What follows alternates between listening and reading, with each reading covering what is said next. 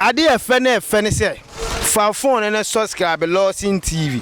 Lordson TV. Lordson TV. Lordson TV. Lordson TV. Lordson TV. Lordson TV. Lordson TV. Wow, like ambulance. I love this. Say, you know, start here. Yeah, this trip part one. When you be channels na bu ebrebe. What you say? Na channels be ebrebe. Why you do mono? Na channel be so. Let's say channel a devil strong kwa. E ko na numa e parade e ba kope. Empenifo say ewiase. Who shop people are cat time the enu abemu. And one Lordson TV. Ba kope ko YouTube. Let's search Lordson TV. Search let's subscribe and share. No more le pa de ma. Me da se be ma 10 gramo. Me bufo na me 10. Excuse me. Awa. Keep watching. Move on to Lordson TV. Keep watching. Don't change it. Keep watching. Don't change it. Keep watching. Don't change it. And one Lordson TV. Yeah, man. You have to know say Satan bada, but him no pay. Satan always want take somebody make papi show. Satan always bada, but him no pay. You have to turn Teddy, yeah, man. My name is Stephen Boakye, and I welcome you to Let the World Know platform. Today, I'm going to dive a bit deep into the history of Rastafarians. Our subject on board has to do with Rastafarianism. You see, there are many movements going on around the world, within and around the world. Let me put it that way. And they've gotten our attention. I think we need to know about all these religions, all these movements. Fine. Rastafarians will tell you their movement isn't a religion. It's just a movement. You get that? They do not cling to any deity or something like that. But I think there are many things that goes deep into Rastafarianism. There are many things about Rastafarianism or Rastafarians we need to know. Though they do not have some specific practice, they do not have some specific thing they do to signify them or to show you that indeed they are religious or they are. This is what they do in their worship or something like that. They do not have common thing like that. Whatever any group of Rastafarians does, whatsoever they meet or whatsoever they are, is their own reality. And it is between them and Jah. That is what actually is the idea behind Rastafarians. You know what? I'm going to tell you something about King or the Emperor Haile Selassie. I don't know if you've ever sounded like this before. Jah Rastafari. Probably you've been hearing this from most of the Jamaican musics. Most of the Jamaican musics or most of the reggae songs, reggae musics. You see, and they will be like Jah Rastafari, Jah Rastafari. I don't know if you really know the meaning of Jah. Jah in Jamaica is what? Is God. Jah in Jamaica is God. And Rastafari, Ras in South Africa, or Ras is Ras means prince. Tafari, that was the name of Haile Selassie. H-I-M Haile Selassie, His Imperial Majesty Haile Selassie. You get that? He was one of the African liberation fighters, just like Dr. Kwame Nkrumah or Kwame Nkrumah. Haile Selassie was called Tafari. So whenever you sound like Rastafari, you are like king or Prince Tafari. Prince Tafari. So if you begin it with Jah, you are telling people that Tafari or Haile Selassie was God or he is God. I don't know if you've gotten it. That is it. You know what? It has been asserted that this man, H.I.M. Haile Selassie, was the 225th restorer of the Solomonic dynasty. Is this really true? I'm going to tell you some small history about Haile Selassie, and I think it is very much interesting over here since we're going to dive a bit deep into Rastafarianism to ascertain what they do over there, because currently I met, let me put it this way. Recently, I met a guy who is a Rasta, and he's very good indeed. He's very good. And he told me they having a group, and they meet in the corners of, or within the corners of a cultural center. Cultural center. You see, they go by the Egyptian Book of the Dead and those ancient Akkadian literatures. Yeah, they go by those kind of books. Not all Rastafarians, which is why I told you they do not have a common thing that will tell you that this is what this is the belief of Calvinists, this is the belief of Muslims, this is the belief of Church of Christ or something like that. They do not have anything like that. But any group of Rastafarians who meets anywhere around the corners of the world or the universe, whatever they do over there has to do with their connection between Jah. That is it. What they have. Jah is their audience, whatever they do over there, and they do not have sole ruler over them. Fancy, this is what actually is from headquarters, something like that. Some fancy what you will see and hear from the denominational churches. You know what? In the early 1920s, a man lived who was with the name Marcus Garvey. Marcus Garvey was seemingly a prophet. Let me put it that way. He was seemingly a prophet. And he was the founder of the Back to Africa movement and the Universal Negro Improvement Association. That is UNIA. UNIA. That is it. So he was the founder or the one who brought about the idea Back to Africa movement and the Universal Negro Improvement Association. You see, he was seeking for the improvement, the betterment of all Negroes, all Black people around the world. So he was part of those African liberation fighters, those that were seeking for Blacks to be liberated from the control or the exploitation of the whites. This is what Marcus Garvey did. And he was the one who stated that people should look to Africa for the crowning of a Black king. He shall be the Redeemer. So Marcus Garvey was having this intention. He was like, there must be a crowning king of the Black. Or let me say, there must be a crowning of a Black king. We need to get our own Redeemer as Blacks.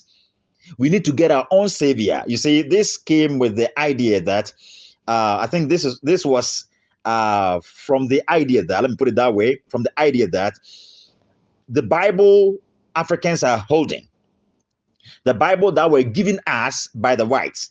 Fancy what people will tell you today. You see, the Bible contains the white Jesus, the idea of the white. This is what he believed. You see, most of the Blacks, most of the Africans believed, and currently or recently, I've been hearing this from Mami Grace and from her channel, and I've been hearing, or let me say from her YouTube channel, I've been hearing this from Avram Ben Moshe, one quotation master. I've been hearing this from Chiabosom. I've been hearing this from many people. One Reverend, one Evelyn Lordson. I've been hearing this from these people. You see, and their claim is that the Bible was given to our ancestors by the whites. Therefore, it contains the ideology of the white. It's the slave master's book. You see, that is what people will be telling you. But I think you really know, if you've been following me, I've been telling you that such kind of belief, such kind of ideology doesn't hold.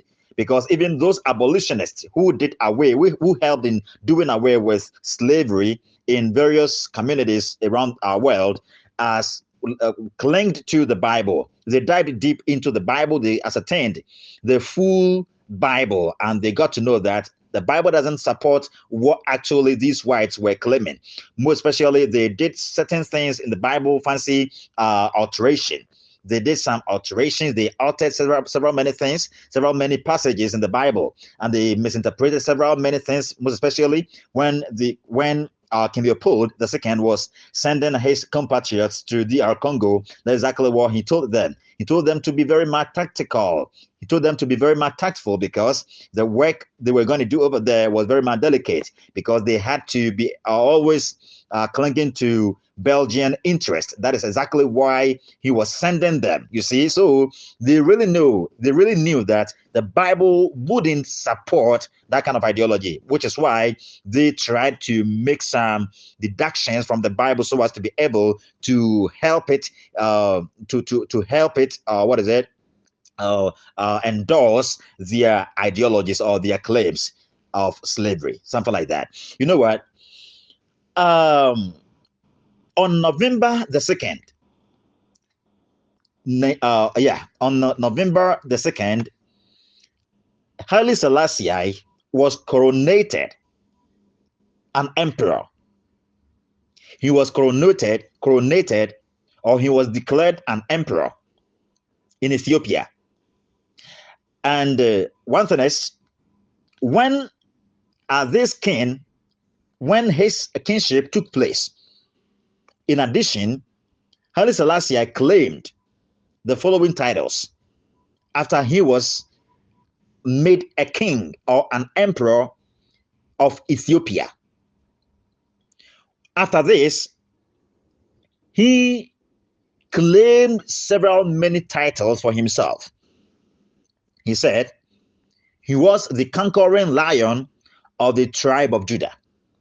He made an assertion. We all know for sure that this isn't true. You see, and one thing that is very much illogical about this is that if indeed we are doing away with what actually we think the whites brought down here to us, if we think we're doing away with what actually the whites created, what the whites invented, if we think we are doing away with the white Jesus and his attributes, all those stuff that are ascribed to him, why then would Haile Selassie go into the Bible and pick those stuff that were said about this man that made him unique? Why conquering lion of the tribe of Judah? This is a title given to what is claimed to be the white Jesus. You see, these are titles ascribed to Jesus Christ. You know what? Sometimes we need not to be operating on ignorance. We need not to be operating on on false ideologies. You get that? If we are really doing away with white Jesus, fancy what Marcus Garvey thought, why did Haile Selassie have to go to the Bible to pick those titles that were ascribed to Jesus Christ? This tells us that people wanted to deceive people, which is why this had to take place. He claimed conquering lion of the tribe of Judah to himself. Well, we know it isn't true. And again, he called himself the elect of God. You see, I think it was in correspondence to the false prophecy made by the claim made by Marcus Garvey, who said there must be a crowning of a black king, and he shall be the redeemer. So most Rastafarians takes this to be a prophecy because they deemed him to be a prophet. You see, so it really means that he prophesied the ruling of of Haile Selassie. So therefore, when he became king, they referred to Haile Selassie as he being the one who prophesied that God was going to elect Haile Selassie. He called himself the elect of God and King of Kings. You see, this is a title given to Jesus Christ in the Bible. King of Kings of Ethiopia.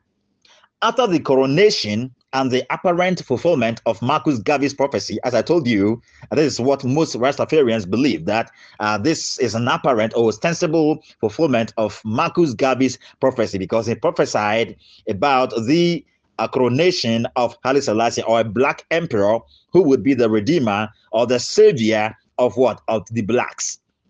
And again, the Rastafarian movement officially began in 1930. Note this. The Rastafarian movement officially began in 1930. Haile Selassie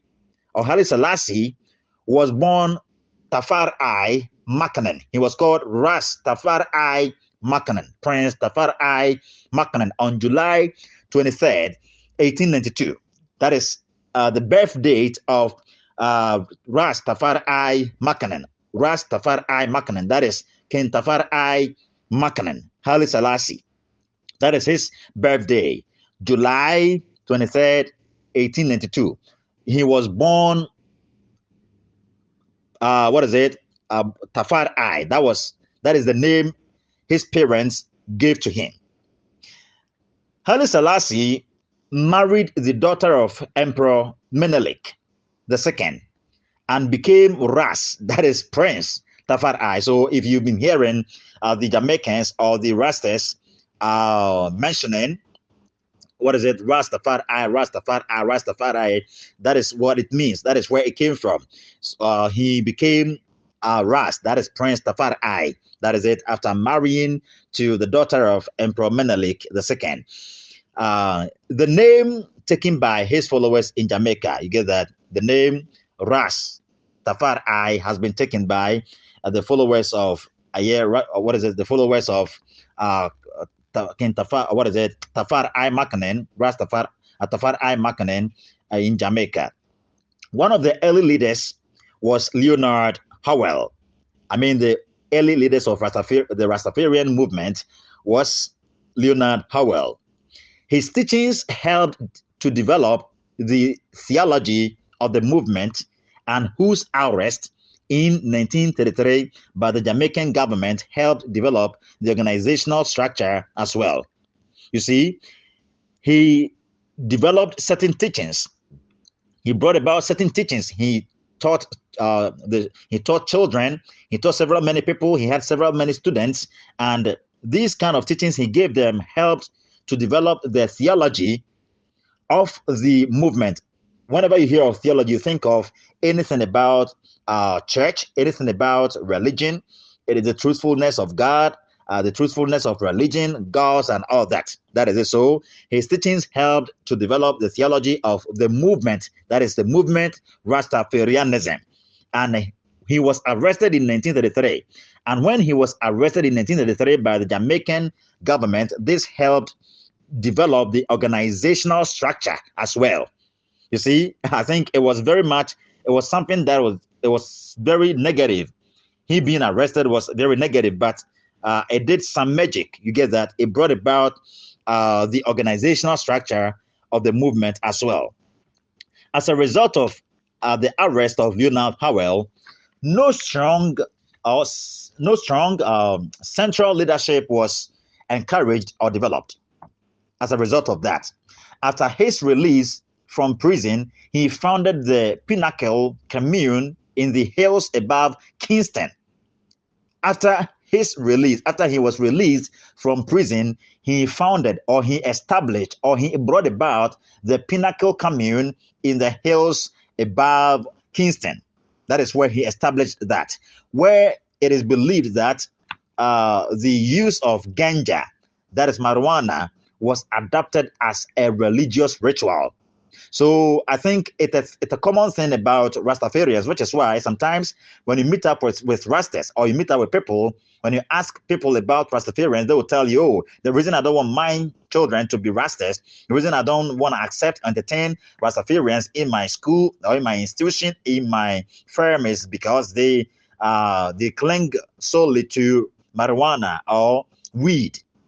They smoke weed a lot. You see, not all Rastas smokes weed. Not all Rastas are addicted to marijuana. Not all Rastas has marijuana as their signal. We should know that. Not some people just sees it to be something that is very much interesting. They are just interested in being Rastas. They just love it, but it isn't fancy. They are going to take in marijuana or something like that. Not all Rastas are weed smokers. We need to get that uncovered in mind. You get that? So I think what brought about that ritual thing in the Rastafarian movement has to do with what this man did, Leonard Howell. After he established that that Pinnacle Commune in the hills above Kingston. You see, that is where it is believed that the use of ganja, that is marijuana, was adopted as a religious ritual. So that is what it became, a religious ritual. I think they needed to be doing continually on certain occasions in in the movement. That is it. Fancy when it comes to Church of Christ, I think on each and every first day of the week, we go to church and we partake of the Lord's Supper. We we give, and we sing, we pray, and we teach, and ceremonies will be delivered and all that. So this has been a ritual thing in the church. How we get to him. So the same applies to what goes on in Rastafarian movement. That is it. So that is where it is believed. It is believed. And whenever you hear of it is believed, it means it is alleged that the use of ganja, that is marijuana, was adopted as a religious ritual on, in the Pinnacle commune in the hills above Kingston. Bob Marley, I think we've all heard of Bob Marley. He is one. He is known to be the prophet of reggae, you see. Bob Marley, known popularly of this song. Buffalo Soldier, Dreadlock Rasta, I think he is the one. He's the singer of that kind of music. Bob Marley popularized reggae. He popularized reggae music, a mixture of soul music and calypso. He used his music as a means to spread the teachings of Rastafarianism. That was the main goal or the main motive of Bob Marley. He is the one that made reggae music very much popular. You see, he mixed soul music and calypso and used his music as a means to spread the teachings of Rastafarianism around the world. And people clinged to his music a lot. You see, we're gonna drive those crazy bad hells out of town. Gonna drive. You see, he's known of this music as well. I think most of his music makes a lot of sense. You get that? Marley, that is Bob Marley, used reggae music as a medium to speak out against oppression, exploitation, and racism. I think that is one thing I like about reggae music. One thing I like about reggae music, you see, they tell stories. I think whenever you're listening to reggae music, you hear about yourself as an African. You see, you hear about yourself as an African. That is the exact reason sometimes I talk about the griot keepers.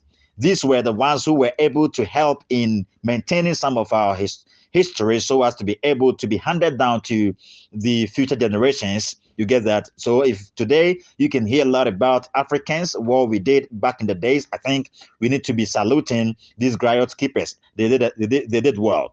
But Marley used his reggae music as a medium or as a tool to speak, or as a vessel to speak out against oppression. You know what I mean by oppression. When people are oppressed, most especially when you read the Bible, you think of the Israelites. You see, the Israelites went under oppression. The Egyptians were oppressing the Israelites. They were restricting them on many things. They were treating them like animals. That is it. And also, he used his reggae music as a medium to speak out against exploitation. What I mean by exploitation here is like when people, when you are a slave, well, especially when you think of when Ghanaians were, or when Gold Coast was under the oppression of the Britishers. You get that? So forefathers or ancestors tried their possible best to fight against exploitation. Exploitation has to do with the idea that a person using you for their own benefits. You see, they're using you for their own benefits. When you work you work for their for their development, for their betterment, but not you yourself. I think you've probably heard of the White House in America that was established by the strength of our forefathers. You get that? That is it. I think this is exactly what Bob Marley used to be doing. It's out of his music. I think he used his music to as a tool to speak out against or voice out against oppression, exploitation, and racism. Racism, discrimination by color, by language, by culture, by tradition, and all those stuffs. He used this language to fight against, he used this music to fight against exploitation. He used this music to fight against apartheid. You get that? After Bob Marley's conversion to Rastafarianism, Bob Marley was considered to be one of its great prophets, you see. So referencing Bob Marley as a prophet, Marcus Garvey as a prophet, you seeing these people as prophets of the movement, prophet of Rastafarianism, do you tell us that Rastafarianism is a mere movement and it isn't a religion? You see, this is what pops up questions. This is what actually makes people think Rastafarianism to be a religion, and myself as well. Because Bob Marley was considered to be one of the great prophets of Rastafarianism. Marcus Garvey as well. You know what? The largest growth of the movement of the Rastas has taken place since 1975, largely attributed to Bob Marley and the worldwide acceptance of reggae as an avenue of Rastafarian self-expression, which continues today. Bob Marley died of cancer on May the 11th, 1981. I think probably myself, I heard from people that Bob Marley was shot by some people or something like that because he was always and every time attacking the whites and all that. But I don't think I really had the information accurate. According to this information, Bob Marley died out of cancer on May the 11th, 1981. That is it. Okay. Haile Selassie, His Imperial Majesty, Haile Selassie, was assassinated in a communist coup on August 28, 1975. Note this very well. I'm going to end it up over here. Then we continue next time from the theology of Rastafarians. His Imperial Majesty, Haile Selassie, was assassinated. I mean, he was eliminated. He was killed. Let me put eliminated because he was a great man. He was eliminated in a communist coup on August 28, 1975. The reason I'm repeating this is because most Rastafarians believe that Haile Selassie didn't die. You see, they believe he didn't die because a person who has been ascribed to as the conquering lion of the tribe of Judah, King of Kings, and all that, blah blah blah blah, the elect of God, and all that. He shouldn't have been assassinated. He shouldn't have been put to death, or like he shouldn't die at all, because Jesus Christ died on a purpose, and he rised on the third day, and he's back in heaven, and currently he's in heaven. That is it. So it was something very much shameful to the Rastafarians to accept. You get that? So they keep on telling you that he didn't die. In August 28, 1975, Haile Selassie was assassinated in a communist coup on August 28, 1975. I know you really know about coup. Coup d'état, it's a French word. That is when people rise in the country, most especially soldiers, against the sitting government because they think maybe the king or the government isn't ruling well or something like that. They are not getting certain favors and all that, so they will have to do away with him and all that. You get that? Okay, so many Rastafarians believed that the story of the death of Haile Selassie was a fabrication by white society. That is what they tell us. They keep on telling people. But one thing is, Haile Selassie wasn't infinite. He wasn't infinite. Let me put it that way. He wasn't God. He wasn't Jesus Christ. He wasn't the King of Kings and the conquering lion of the tribe of Judah. This is falsehood. You see, this is the exact reason most Rastafarians think that story about Haile Selassie as being put to death in a communist coup on August 28, 1975 was a fabrication or a fabricated story. But it isn't true. They believe it was the whites who hit it's as a result of the whites hating the blacks and all that, their hatred for Haile Selassie. That is exactly what caused them to be fabricating this kind of story about their great man, Haile Selassie, their God. That is again that, but it isn't true. They believed HIM, Haile Selassie, His Imperial Majesty Haile Selassie is Jah, that is God. So he could not have died. So let me propound these questions before we bring this lesson to an end for now and continue the next time on the theology of Rastafarianism.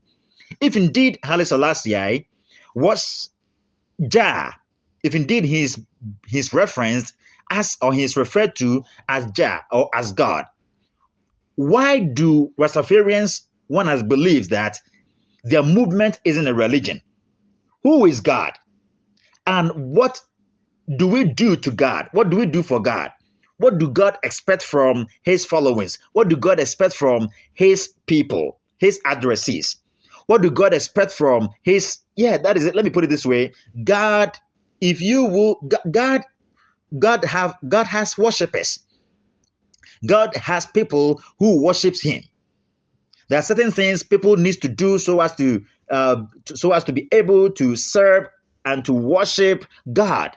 So if in case Haile Selassie was Jah, and for that matter, he couldn't have died, and Rastafarian sees that to be shameful, you see, on the part of Haile Selassie, if in case we say he was put to death or he was assassinated in a communist coup on August 28, 1975, it really means that they believe their movement isn't a mere movement, but a religion. May God richly bless you. If you're a Rasta, I say, bless up, and we're going to keep on studying over here, and it's going to help us to be liberated from many ideologies, false ideologies that has been chipped into our minds since childhood. Hence, Haile Selassie wasn't God, and he's never God. He can never be the conquering lion of the tribe of Judah. So you need to be very careful of whatsoever you say. There's nothing like white Jesus, the idea of the white and black Jesus is false, and it is never true. The Bible isn't the slave master's book, but rather it's a book given us by God through holy men, and that is what the Bible tells us. So we need to be very careful. We need to do our scrutiny whenever accepting any ideology. We do not just jump into conclusion. Avoid conviction. Sometimes it is an enemy to facts. You get that. Sometimes you need to go by your mind, by your heart as well. Do well your scrutiny, weigh the evidences, so you get to know that indeed this is what I need to be clinging to. May God richly bless. My name is Boakye, and we will be studying over here always and every time. Bye bye.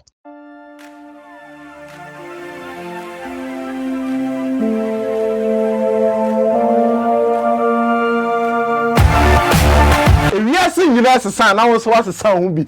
And then we are seeing a bay, you could be a digital form, Casa digital form, Big Ben, and then made the special edition at the F of Ruby Crown, bro. Opesa was sending Sika, free Amonane, a back Ghana, Crodium, and Nasa African countries, Nina, dear. And yet, baby, American for a mount, a year back up, and yet. Top connect,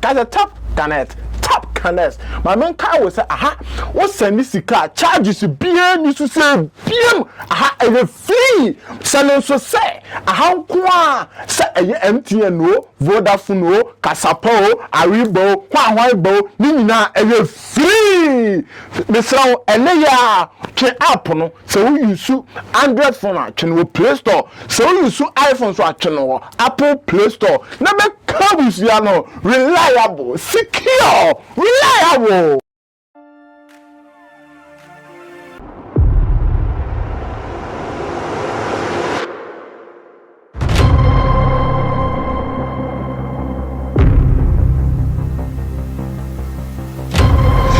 To own a house like this, there's no way you are going anywhere. And then we are seeing why you will. Shall you be and fast and none attention? And nothing American for I said billionaires club at the amount. A Quagan paying for the Monsa Sassy. Shall you say, oh, we are here for Nana. Baby, I will be a Ubetimia joining Kui. depending your location and your site, you can enjoy it. Mr. Omo number no and a good screen as a far ne from. Now when say omo near man omo say nyina e da form say boko enyi ni pakum bi asa enyi ku aye kwa say obi aba kire obi. Mr. Enuti na me kanfo am tell me ka kire I say billionaires club there. My culture say club wa aha na anigye ene ahoto ene ahofama nyina wo. So one do any group we are group bi aka bia ya sai fon kwa o magi sika bi on sam wo aha ye bo mo bi atodwane adi ama won so wa ye japade asi wo ma ho na dachi bi ya bodi aka asem join this is here.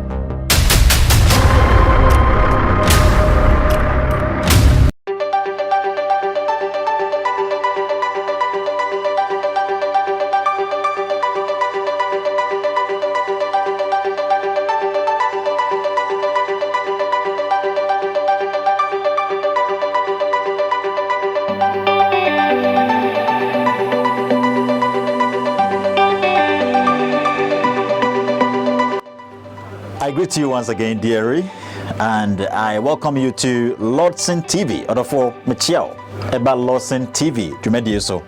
Na ebri mu de e good news and I'm a debrewo. Asem papa and say so hwe di kra mensem sisi e no a. Eye enwoma abranti oti hei watwere e de afa Abraham ben Moshe.